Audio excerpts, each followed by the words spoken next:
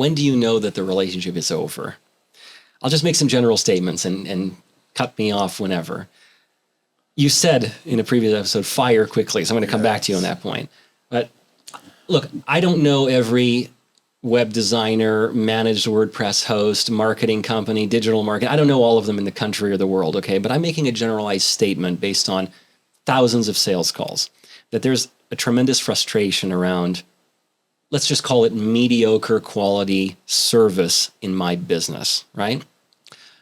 The chief complaints, it takes forever to get things done. It's never right. There are issues on site that repeatedly are happening, right? No resolution. I always hear the same story, right? It's the same story from every single person that calls me, nearly. The question just becomes, when do you sever the current relationship and move on, right? Because it's not so easy. Like, to me and you, it sounds very easy. It's not easy, and actually, I'm very loyal to my vendor, but sometimes there is, and for me, if there is a problem or argument or disagreement, that's not a reason to stop relationship. I believe in communication and all that, but believe it or not, we have a rule in the office, and I always tell my business partner, when I see the phone number of that vendor on my screen and I have a heartburn, that's it. That's the time. That's the time. That's the time. When you don't want to communicate with him, you don't want to answer his phone, or every time you see you don't understand what they do for you anymore, that's the right time to make a change. It reminds me, today I was on a Zoom chat with a current client of mine. We're just in the initial stages of, let's call it reimagining the brand, right? We're just doing the homepage now. And she'd asked me to make some changes. And I said, and she asked me to put her current logo. And I said, you know what? I'm going to be honest with you. You hired me because of my ability to get this done. I hate what you're asking me to do. I have to be honest with you, right? And that's a difference between, I'm not causing problems. I'm asserting my opinion.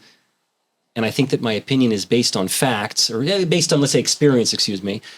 So there's a difference between me having a disagreement for the sake of the project and trying to do what's right for the project versus, as you said, having heartburn. Because again, look, I said this before.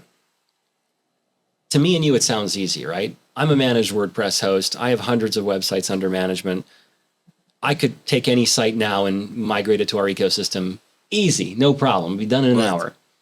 But to the individual that knows nothing about hosting, knows nothing, doesn't even know where their domain name is, doesn't know who's the host, doesn't know how to manage anything, that can be quite scary, right? It can say, and also, it's the feeling of, I am getting mediocre service now, but what happens if it gets worse with the next vendor that I go to? So what do we do? What do we do?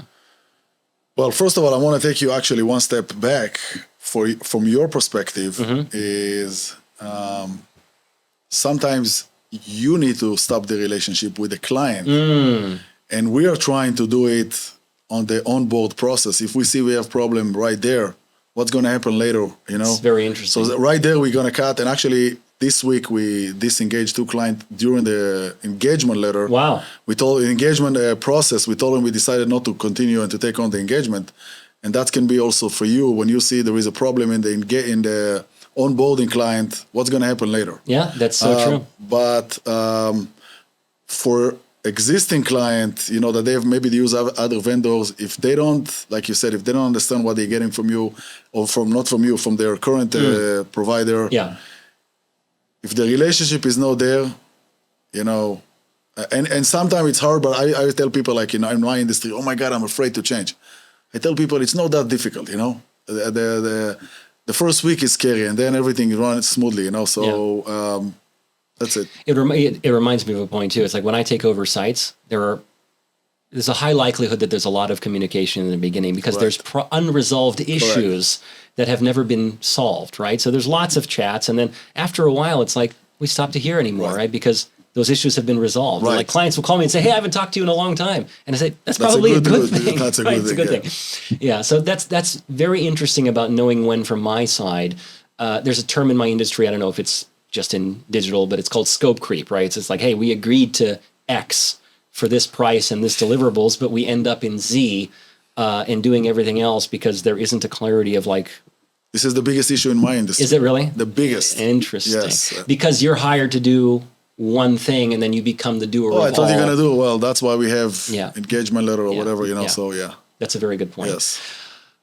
Well, what to do? So look, from my position, I at times find myself being asked to veer away from my process of doing things, right?